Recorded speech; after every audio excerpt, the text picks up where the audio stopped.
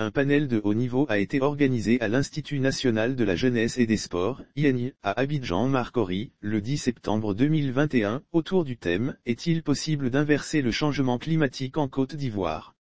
C'était à l'initiative de l'ambassade de l'Union européenne en Côte d'Ivoire, à la 3e journée du Festival des musiques urbaines d'Anoumabo, FEMUA 13.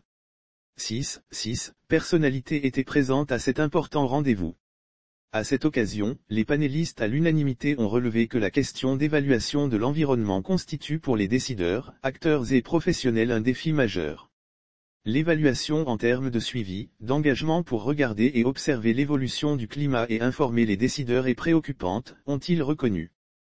Pour eux, il est bon que l'État, dans sa politique de gestion environnementale, intensifie ses initiatives, notamment la sensibilisation et l'engagement des populations en matière d'action concrète et d'innovation dans le secteur. Un développement d'actions toutefois lié aux conditions de changement climatique. Cette ferme volonté de l'État de Côte d'Ivoire permettra donc aux partenaires techniques de financer, de soutenir un certain nombre de projets pour faire face à la résilience, tout en réduisant les émissions de gaz à effet de serre.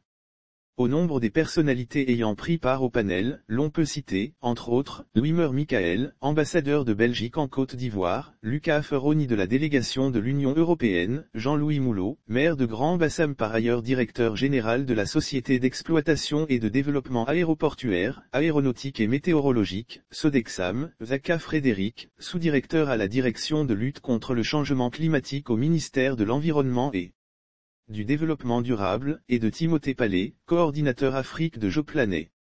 Le FEMUA 13, il faut le rappeler, avait pour thème général, Alliance Afrique-Europe, paix et développement.